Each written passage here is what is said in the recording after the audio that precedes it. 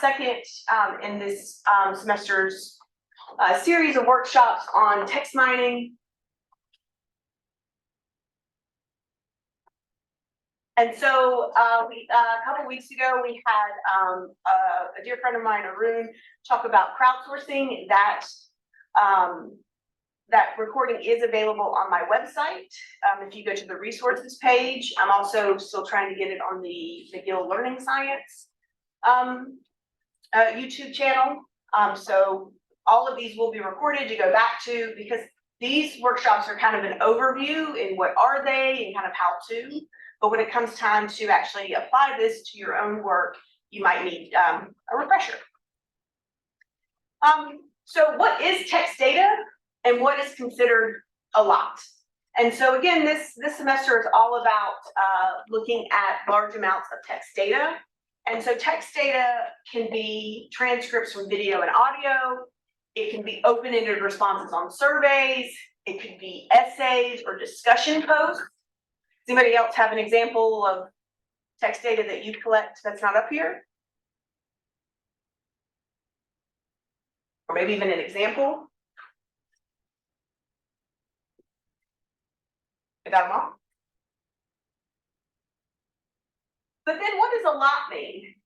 And so when you're thinking about the size of text data, not only think about the number of responses, like I asked 1,000 people, but also think about the variation of responses. So if your question is a pretty straight, if I'm asking students to write an essay that's pretty straightforward of like, explain what caused the US Civil War, you know, there might be some variation in those responses, but not a lot, right? So yes, you have a lot of different responses, but the variation, the text data is not as big as you would actually think because they're all saying the same thing. Not that there's one cause, but anyway.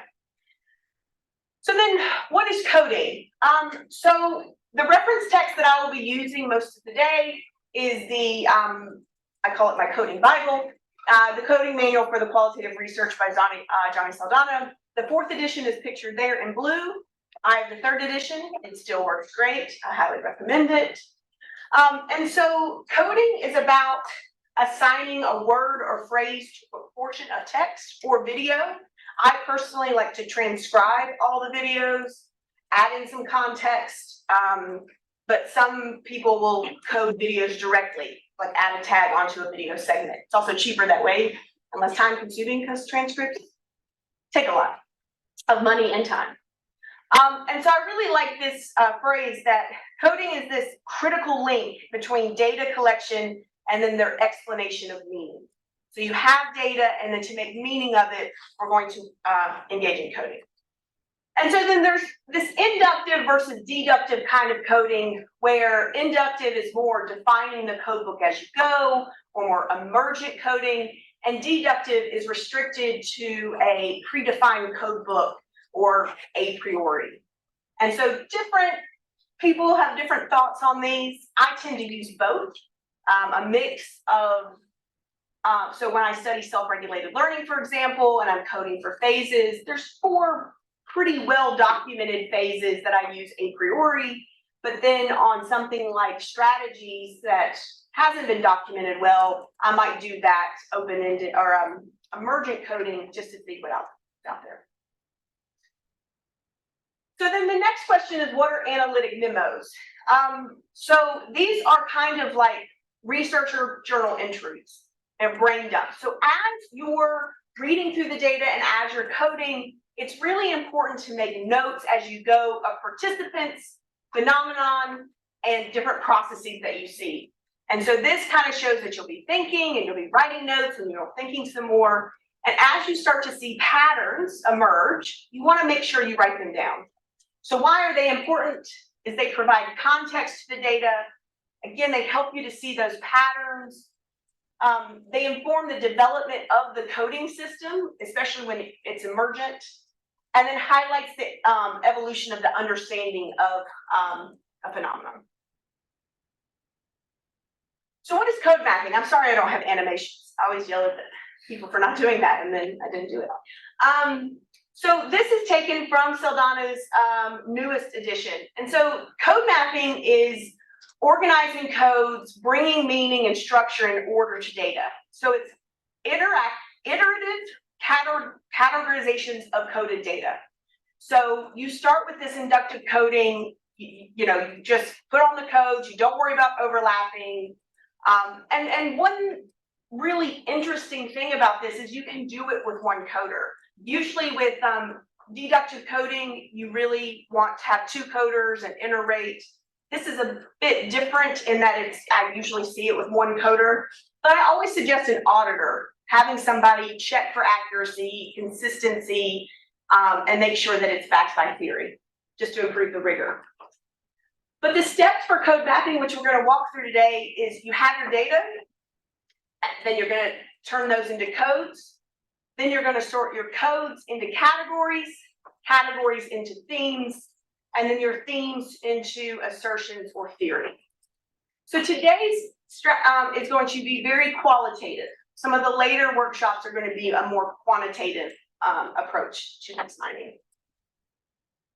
So what is code mapping not? Code mapping is not, and qualitative coding in general, is not going in and seeing what I see. I'm just going to look around. I've had people use this. This is a quote because I've had people say this to me. Of like, oh, coding, I'm just going to go in and see what I see. And it really needs a lot more structure than that. Code mapping is also not a way to quantify data. So I'm not looking at frequencies here. I'm not really involved in text mining as the term is used in learning analytics. So I'm not looking at just numbers. I'm really looking at the emergence of data. So as data is emerging. So if it only shows up once, I'm okay with that. I need to know that it exists versus it's the most popular of something or the most commonly used. That's not what we're going to be using code mapping for. We'll use other stuff for that later. So when should you use code mapping? So if you have open-ended, kind of unlimited responses that you can put kind of whatever, it's very open, you're going to have a lot of variations. And if you're looking for a comprehensive understanding of something, like what you're really exploring, what is there out there, and then building from that. If you have large amounts of data, and again, there's not a set number. It's not like, oh, you have 10, that's not enough, or you have 1,000, that is enough. But again, it's more about the diversity in the responses that you're looking for. And again, if you're looking to sort, organize, look for patterns in all the data, that emergence of data, code mapping is for you. Any questions before we go into how to use code mapping? Yeah. Do you mind give a quick example as for you're looking for patterns? I feel like I know it, but I don't, not quite sure this kind of. For a pattern? Yeah. It's not frequency, yeah. So you're looking at how, yeah, so I will say, I should have said this in the beginning, an overview. Towards the end, I'm going to show you real data that I've used before, and I can show you kind of how, it all depends on the research questions. So in one of my papers, it's, what are the strategies that the socio-emotional regulation strategies that students use? And so as I'm doing that, I started to see that some were more at the self-regulated learning, some are at the group level, some are more, some are more behavioral. I think that was my main finding is some are more behavioral, some are more cognitive, metacognitive, like a reappraisal kind of thing. And so it depends on your research question, but I can show you a very specific example a little later. Great. So again, so how to use code mapping is you're going to first prepare the data. So to do this, you're going to define the coding unit, which could be a talk term, if you're using video data or transcripts, or it could be a response on a survey or a discussion post. And then you're going to define the episodes. And so, for example, if you have a discussion post, with different topics, you might say, okay, I'm going to look at just this one topic. One of the data I'm going to show you in a second has multiple weeks where we asked them different prompts. So each week was kind of its own episode. and I didn't really go across because it didn't make sense. So you kind of need to know where your data starts and stops. And so depending on your data, it can be very obvious. You only have one, question and there, but other times it can be a bit more confusing. And then clean the data.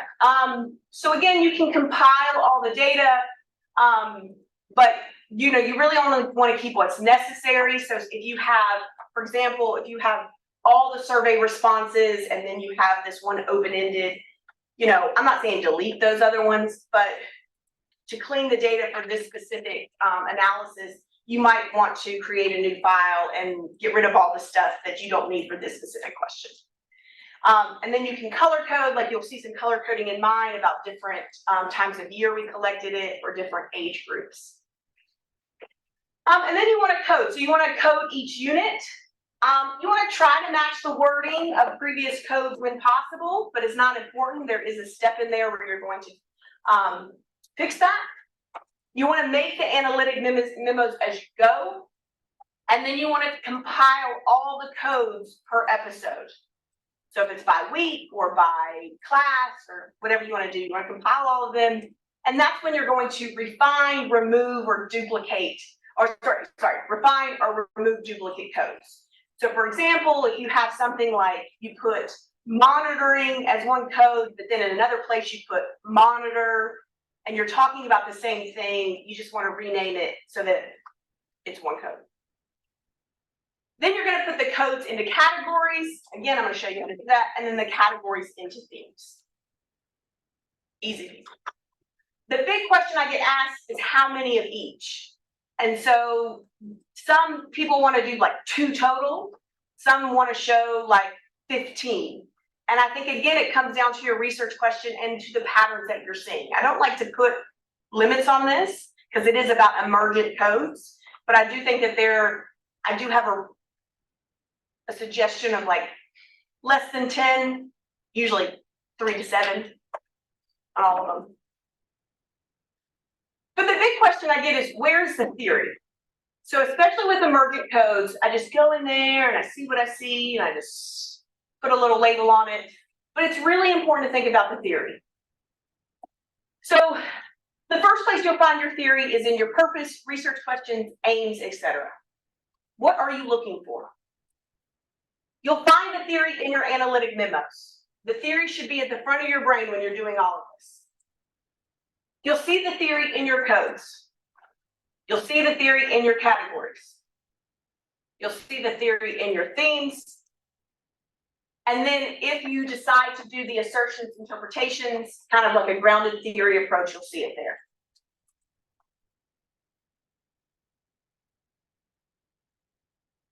So let's go over a quick example. So this is not, I would not use code mapping for this. There are 3 examples. I'm talking about where's the theory. So I asked 3 students, I made these up. I did not really ask these students. If I ask 3 students, what do you want to do? What do you want to, I guess, do, using a word there, when you grow up? One student says, I'm going to play football in college and go to the NFL. The second student says, I don't know, I'll probably work at McDonald's or something.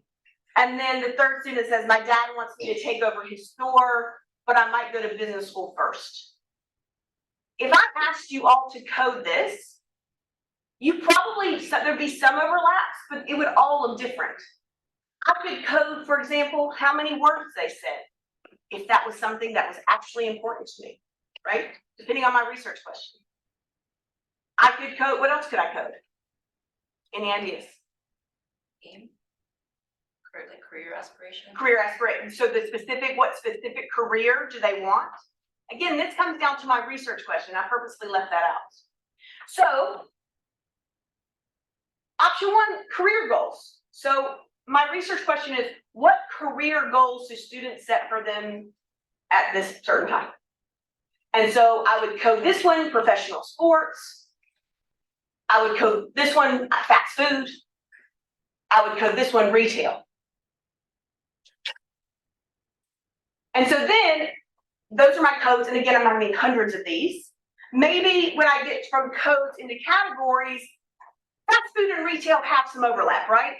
So I would create a category as maybe sales, maybe customer service, something like that.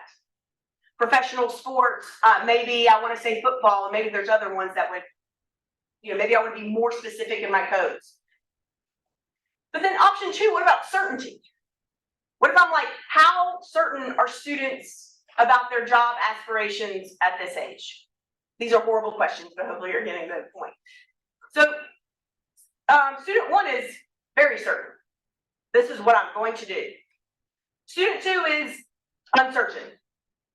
And then student 3 is kind of ambiguous. Like they kind of know, but they kind of don't.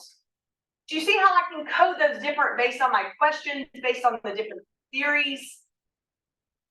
I would not use code mapping for this second one, because there's only like so many things you can do, right?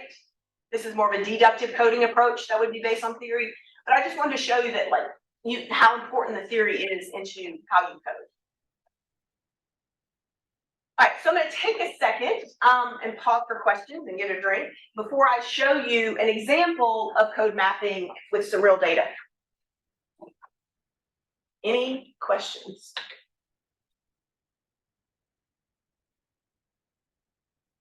What would you do if, let's say, you have a code and it's emergent in whatever you're looking at, but there are some portions of text that are 4 words long and others that are like 30?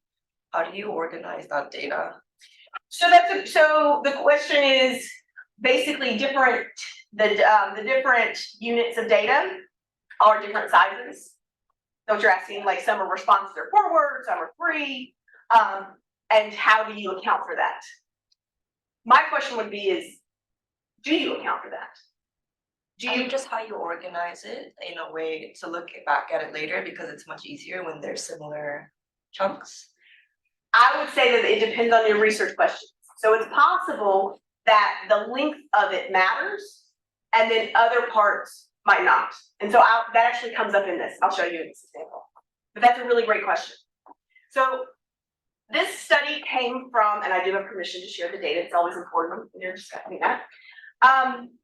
From work that I did in my first postdoc at Carnegie Mellon University with an intervention on utility value.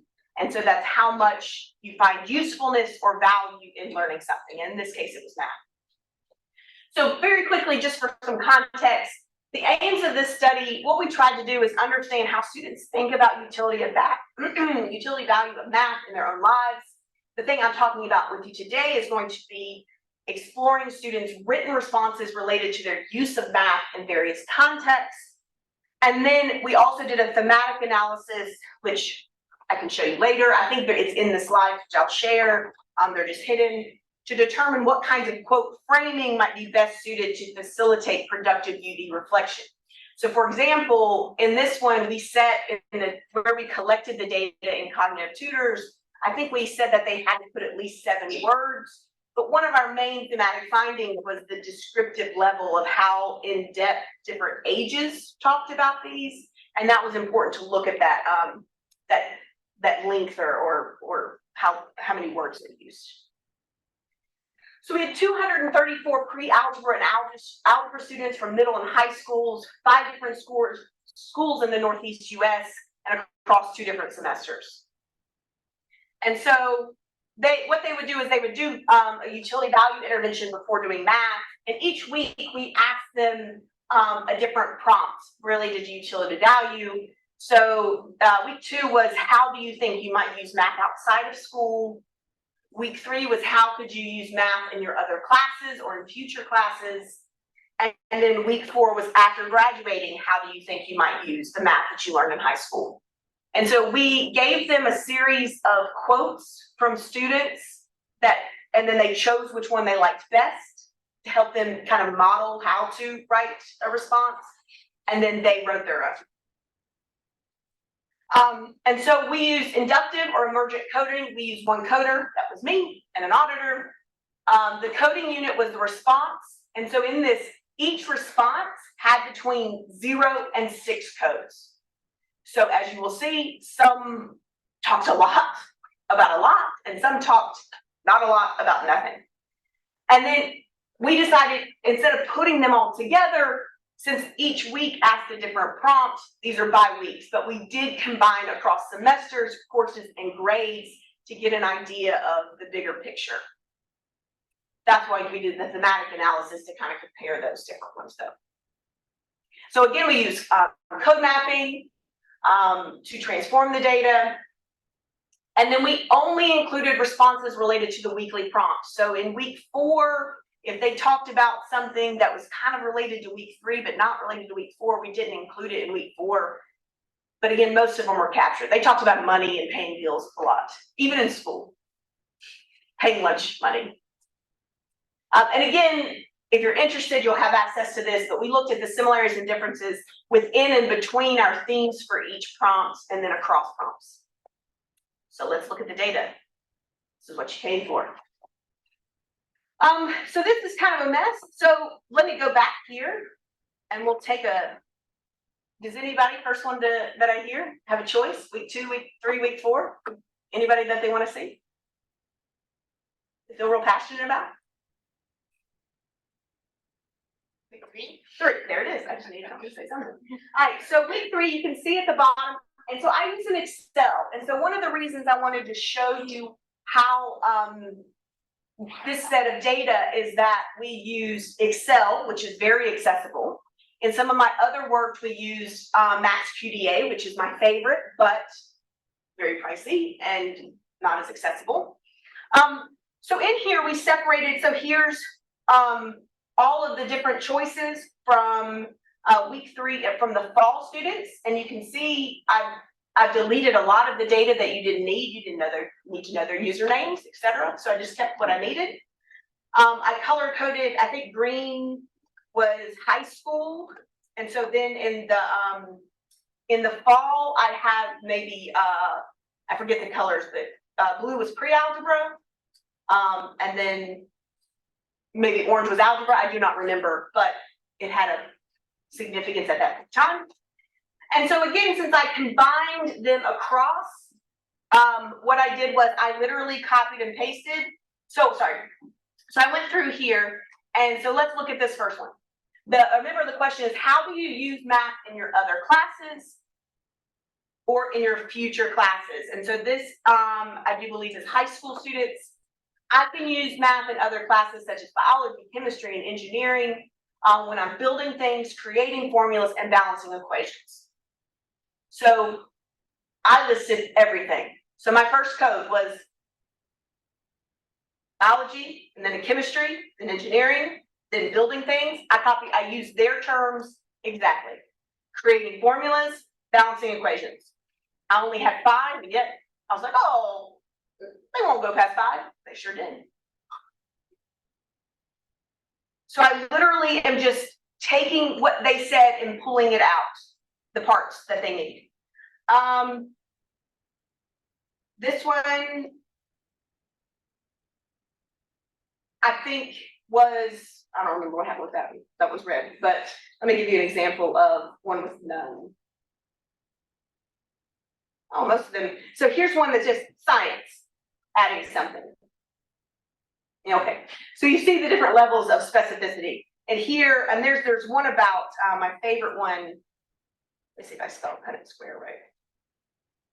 Maybe it wasn't on this one.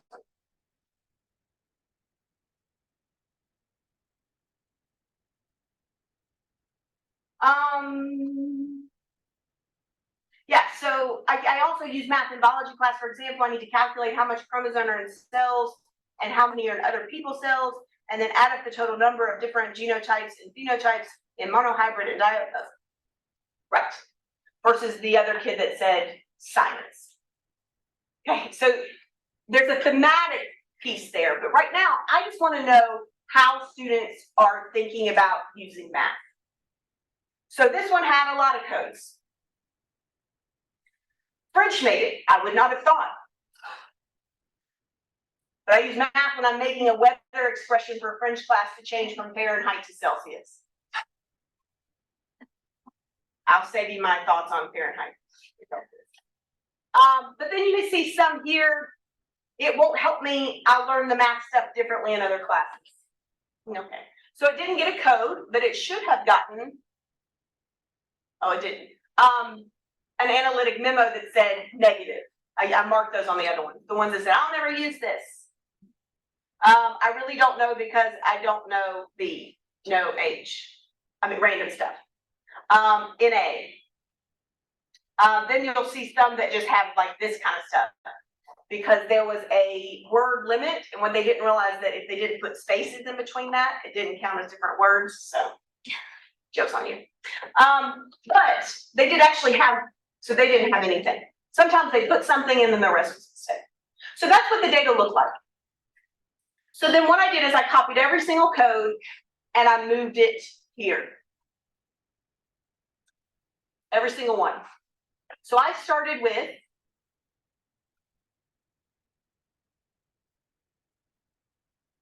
$576 codes. Not really, because look, how many of them just said silence? So then the next thing is after I got all my codes, I went through and then refined them, changed. So for example, here, art, the cost of paint was kind of different, how long the line would be. But you see I had some measure. So those three were reduced. They all said the same thing. This one says the same thing. So again, if you can, as you're doing the coding, if you can remember how you used it in the past, it'll save you a little bit of trouble, but it might mean actually something different. I didn't sort them out here as far as measurements, and then there's some more specific ones. So my final codes for how will I use math, you'll see that I put a class in front of it to help sort on some of them. I had right around 200 codes. So I'm taking notes, and I'm taking those codes, and I'm just starting to group them. I'm putting them in categories. And so this one was pretty easy to do because a lot of the categories were related to specific subjects. And so that's why I'm very glad I put the science. So I put generic science, college courses. So here's my final list of categories over here. I put other math classes for this just generic. Some people put other math classes where some people listed specific math classes.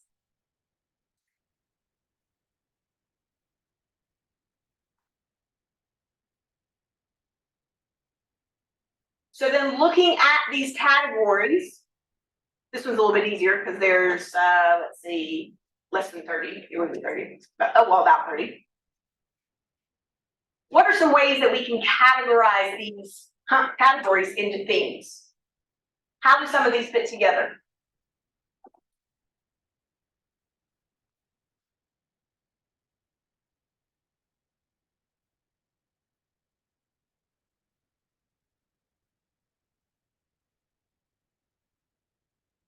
So here's where I put all the codes, but I ended up with these list of categories. What are some, anybody have any ideas for themes? And they're just like school subjects, but also a lot are like different kinds of sciences, like biology, chemistry, physics. So would you put biology with pottery? No. Probably not.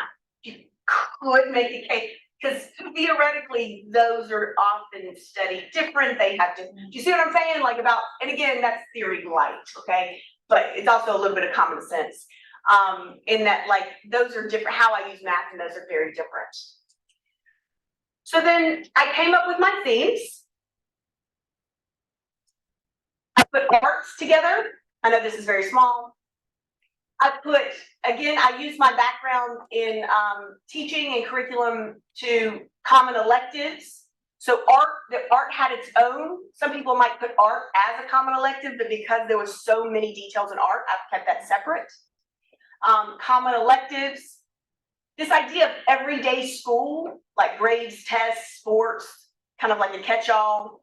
There was some talk about future classes, like they might use it in their next math class, or they might use it in university.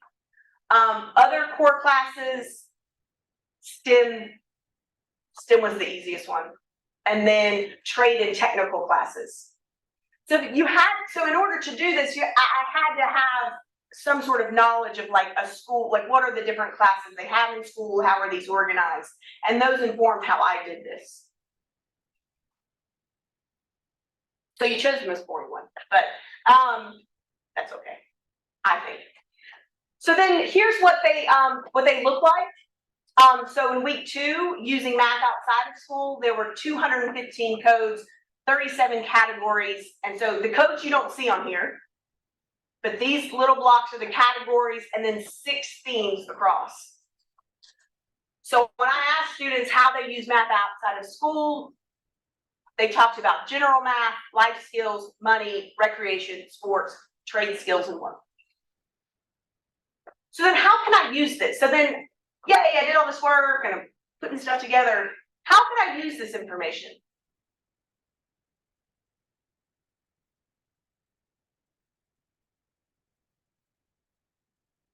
Yeah. I think that, I mean, it's interesting to know what they see the value of math in, of what they can use it as a side of their classroom. So perhaps if like you're creating situational problems, you could draw from this, if they're, of what they, I think that they see a value if it's Exactly. not that they have to do this to get a grade. 100%. And so I know a good friend of mine once did a study, and the students like sports. So she made a bunch of sports problems about hockey in North Carolina. For those of you that aren't familiar with North Carolina, it's very hot. Hockey's not really a thing. Up here, doing sports about baseball or something like that, that's not as popular, like we would do hockey and things. So you said it exactly right. If I'm a teacher and this is a great strategy for me to use of like, what are my students interested in? So that I can tailor my questions or my examples to things that they're actually interested in. One of our themes did, however, find that the math that they described in here was not the math that they were learning in school. So they talked about baking and adding fractions. Well, they're in algebra. They didn't, you know, and so that's where it gets a little tricky and things you got to think about. But that's why we did this. So as we develop future interventions to help with utility value, we can put it in these things where they're very interested. Scuba diving came up. Here's where frequency is important. One person said scuba diving, but they listed like 5 different things. Does that student matter in my classroom? Yes, I think so. So I want to include it on there. If I was saying like scuba diving is one of the most important things, all students everywhere want to do it. No, that's when I'm looking at the frequency and doing a different analysis. This is to understand all the data and the bigger picture. So then here's the one that we did. 203 codes, 31 categories, 7 themes. And then using math after graduating had the fewest codes, the fewest categories, and the fewest themes, which was a finding for our thematic analysis, because a lot of students in middle and high school struggled to talk about how they would use math in the future. They talk about very vague. And then you see, and then again, you'll see the thematic analysis in here, like cooking and baking was in every single one. All right, some more examples for those of you that are interested. I've done this with both for social regulation of learning, for both emotion regulation strategies, as well as socially shared metacognition.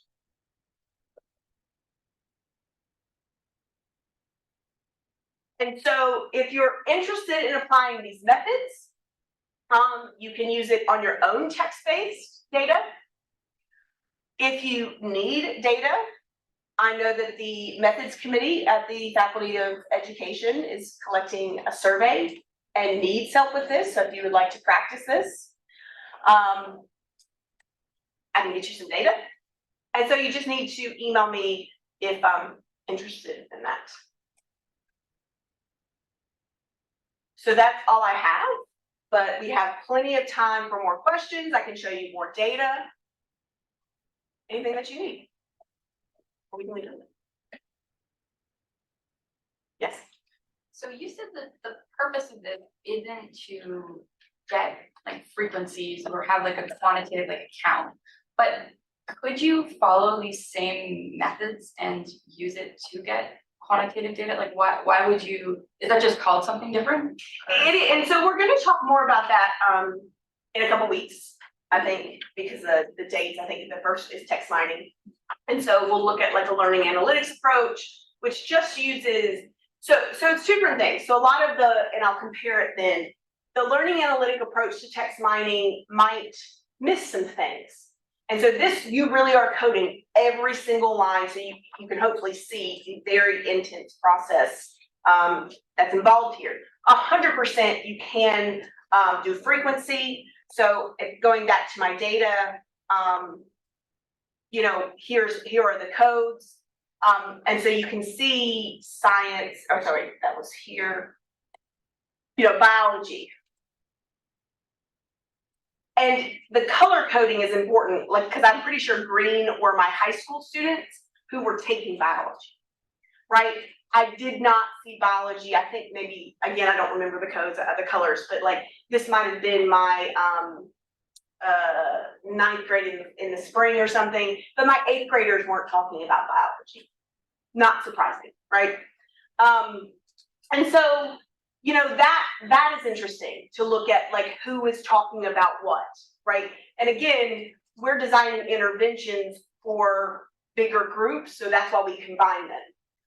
You know, from a theoretical perspective, you might say, oh no, eighth graders are different, and we're learning that eighth graders are different than ninth graders in this space, so I want to keep those separate.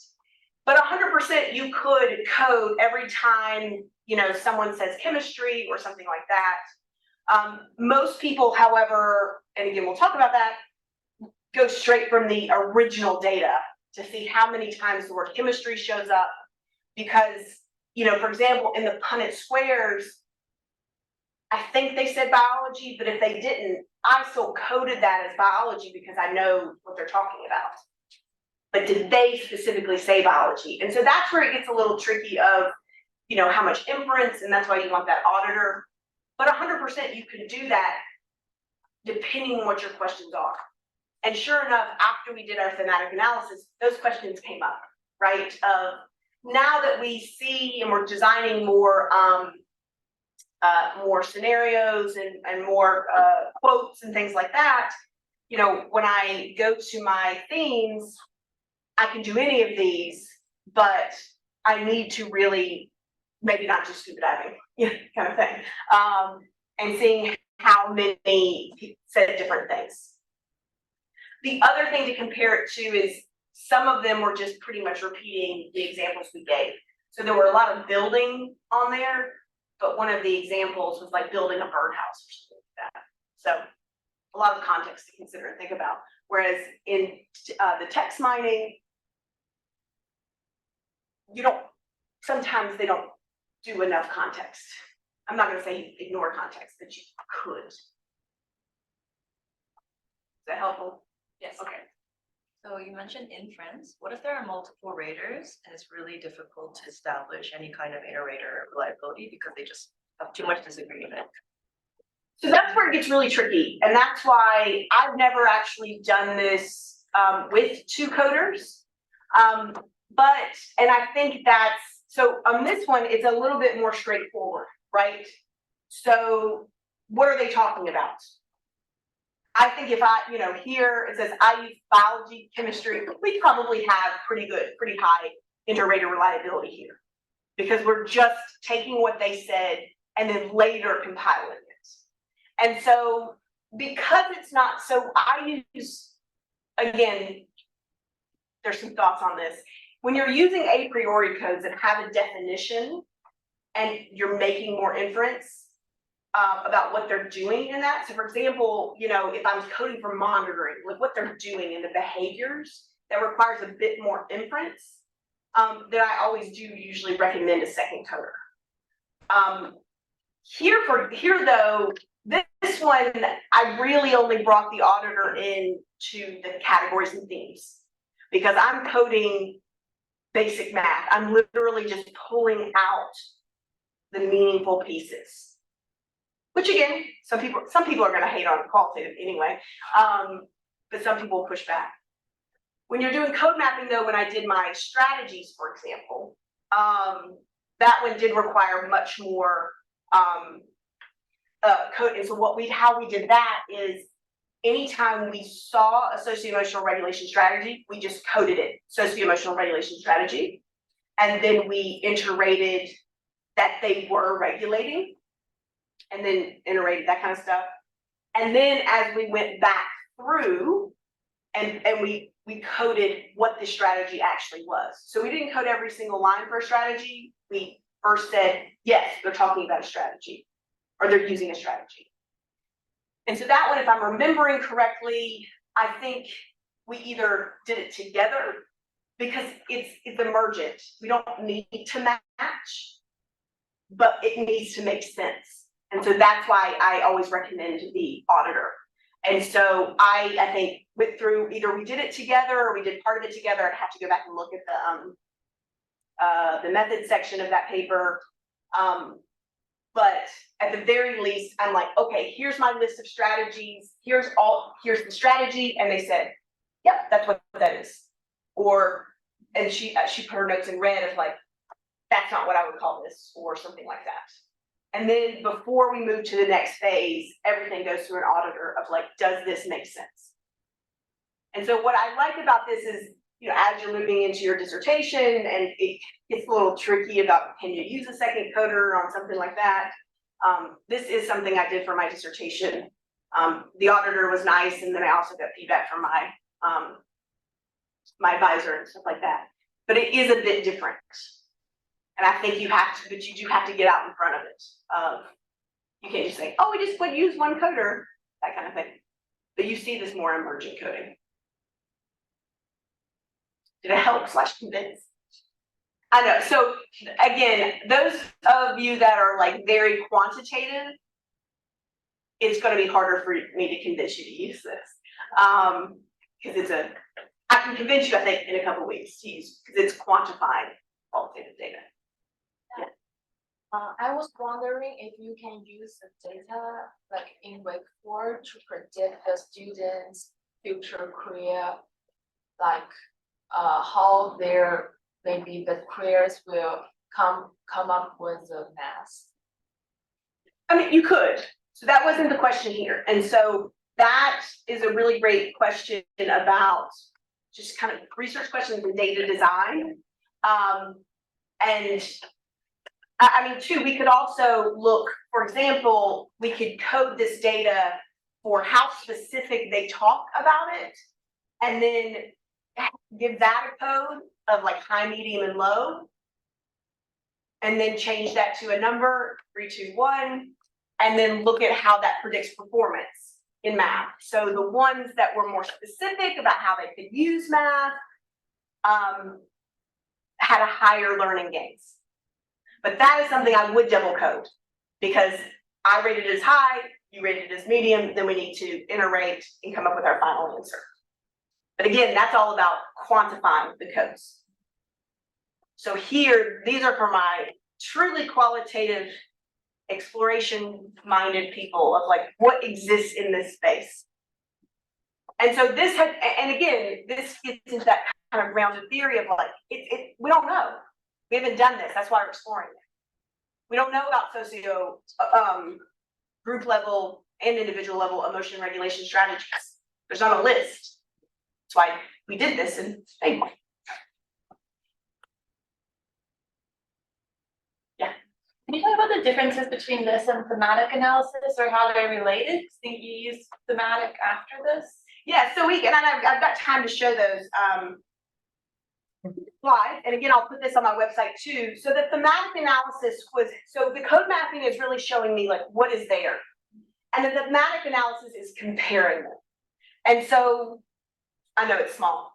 So one of the findings is that we saw the same kind of topics, no matter what we asked them about. We saw them talking about shopping. Like, even where do you use this in your future classes? They're like, oh, when I'm buying school lunch. Like, what? And so they talked about baking, they talked about these things. And again, that kind of shows, one, what they're really interested in, Or it could be that they just don't know a lot, and that's one thing that they're really sure about. And then this one gets into the second finding that we had was about the specificity and elaboration. And so we had, for example, a topic of like buying a house.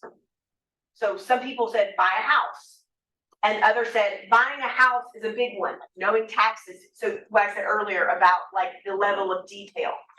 So we saw that was one of the themes that we saw is just how different, not just how many words did they use, but how detailed did they talk about the topic.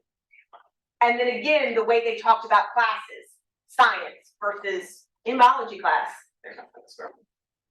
And then 2 about math concepts. Some said percentages, whereas other ones is using a percentage like 5% tip, which is also 5%, come on, do better than that. But you know, just how specific. And so this informs, you know, future of like, so when I'm doing this in the future, that's maybe something I want to code for, right?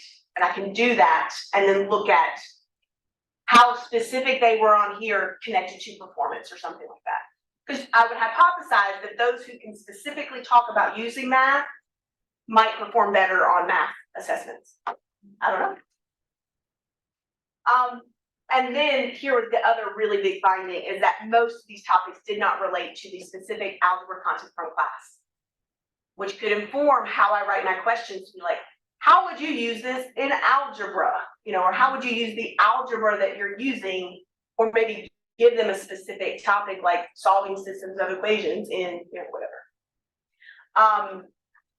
But most of our prompts focused on general math, like we didn't name it for a reason to get more responses. And then the variation. And so again, using week, much less in week 4, so were they just tired of doing it? Did they, you know, was it just too difficult to predict? And so there was one in here that says, I don't know how I will use math in the future, I'm only in 7th grade. But it could just be that they were done with this intervention and just been like science.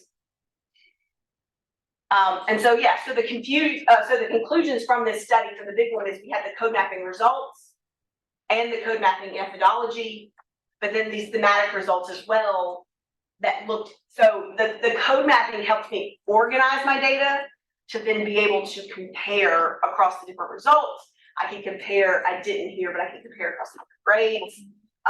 But this helped me organize all of those codes to then be ordered to do the thematic analysis. Yes. How long did this whole process take you? This one, so this particular study did not take that long. I can't give you a time because I have ADHD and time blindness, so it's a real thing. But I will say this one was not as long as the other because of the lack of inference. So here, I literally coded of like, I use when I shopping, apply percent changes, apply percent changes. So I'm literally just pulling the data out rather than inferent. And so then the next step where I kind of put them together, I mean, obviously building, but then I've got this one of like, do I combine these talking about different things? Let's see if I did. I didn't, I kept them separate. So because I saw a theme emerging of like building is a bigger, you know, and so that takes more time. But then the first one is just kind of like a go, go, go, go, go. But the strategy ones took a lot more time because first of all, the coding was harder. And then we were coding from a code. So that was a whole other thing.